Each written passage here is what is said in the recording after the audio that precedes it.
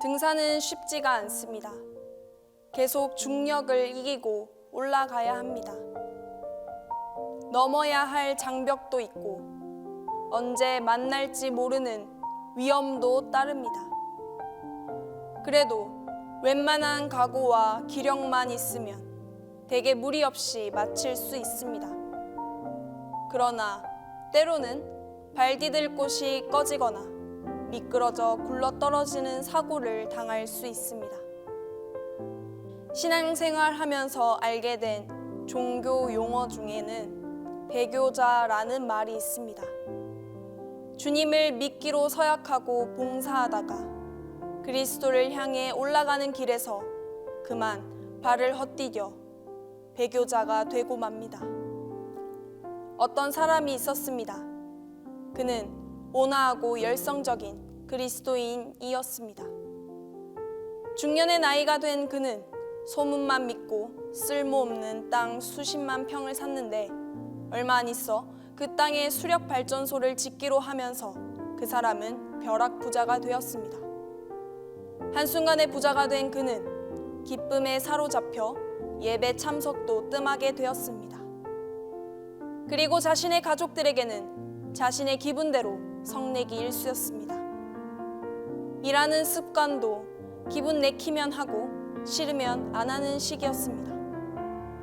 그렇게 배교자로 전락한 그 사람의 말로는 고혈압과 심장마비로 인한 죽음이었습니다. 그 사람은 죽었지만 그 사람의 가족은 편안해 보였습니다. 배교는 언제 어디서나 불길한 가능성으로 존재했습니다. 배교에 대한 경고는 잦았고 슬픈 결말은 만천하에 드러났습니다. 배교는 내가 부주의해서 꼼짝없이 당하고 무방비 상태로 있다가 당한 습격이 아닙니다. 배교는 철저히 내가 잘못해서 저지른 결과입니다. 시편 125편의 강조점은 의존적일 수밖에 없는 그리스도인의 삶의 불안전성이 아니라 그 경고성에 있습니다. 그리스도인으로 산다는 것은 안전한 요새에 앉아 있는 것과 같습니다. 본문은 말합니다. 여호와를 의뢰하는 자는 시온산이 요동치 아니하고 영원히 있음 같도다. 산들이 예루살렘을 두름과 같이 여호와께서 그 백성을 지금부터 영원까지 두르시리로다.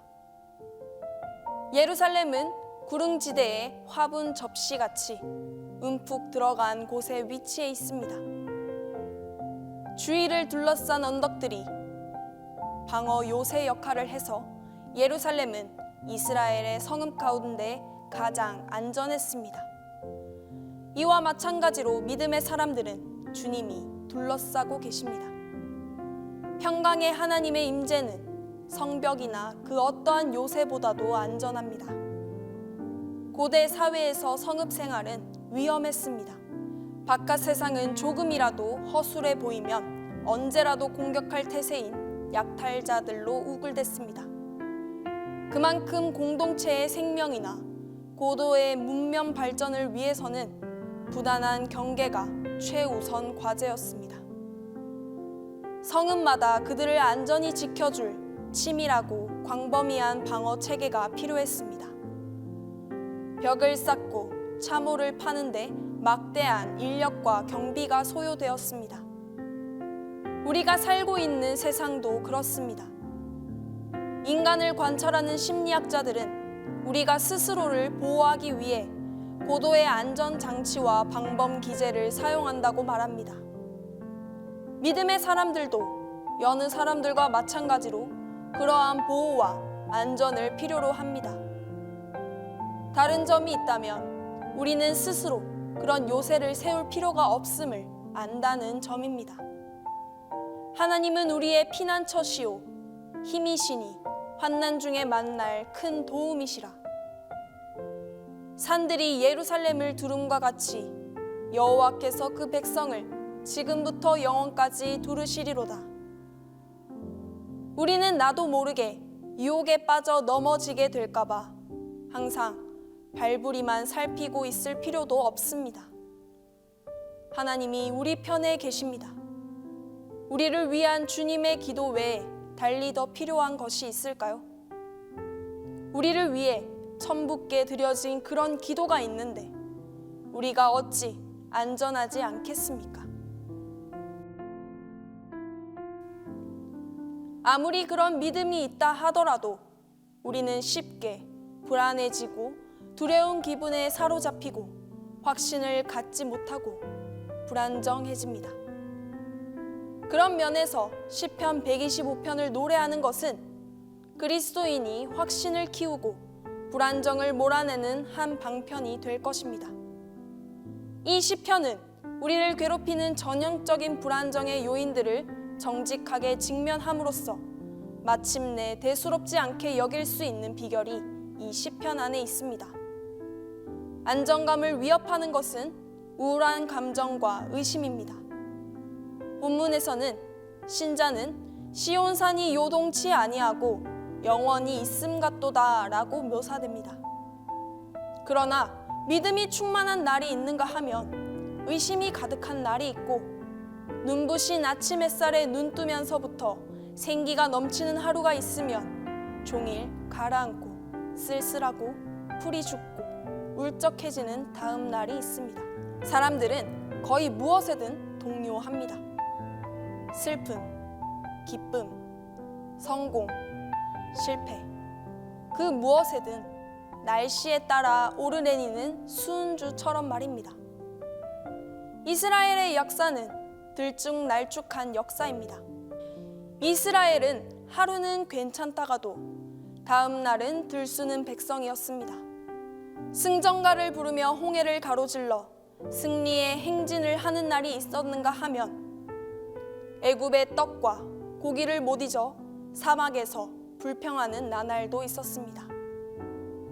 뜨거운 찬양과 나팔 소리가 울려 퍼지는 가운데 여리고 주위를 행진했는가 하면 가나안 족속의 다산의 여신 앞에서 난행에 취하기도 했습니다. 예수님의 명령을 경청하고 그분의 사랑을 받으며 그분과 함께 다락방에 있다가도 다음날 바깥 뜰에서 예수를 안 적조차 없노라고 부인하고 저주했습니다. 그럼에도 불구하고 들쭉날쭉한 이스라엘 역사 속에선 확고한 불변의 사실이 있습니다. 이스라엘은 언제나 하나님의 백성이었다는 것입니다. 하나님은 변함없이 그들과 함께 하시면서 자비와 심판을 베푸시는 가운데 한결같이 은혜로 오셨습니다.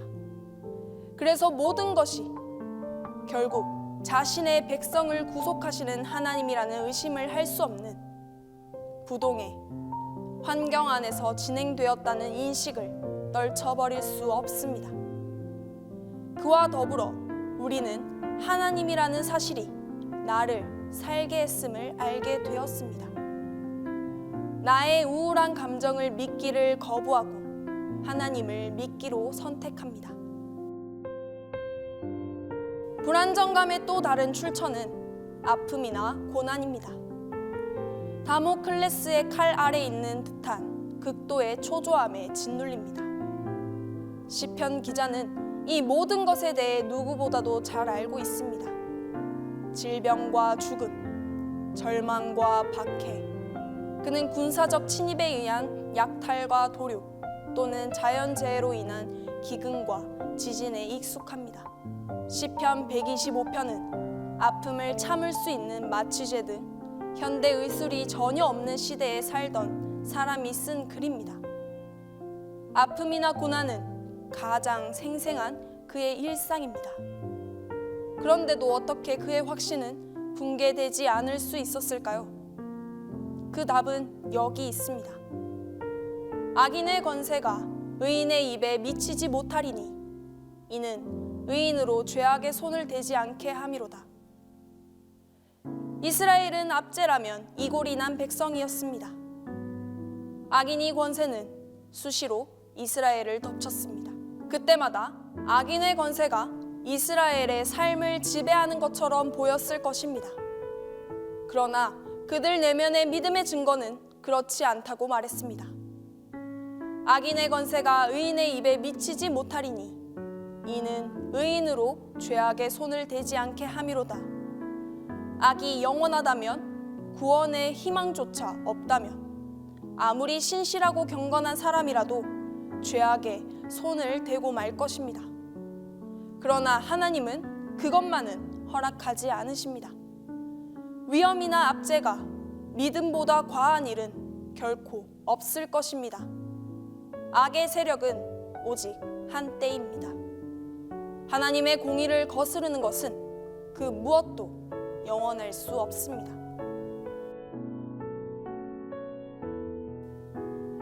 그리스도인에게 약속된 확신을 위협하는 요인은 타락의 가능성입니다.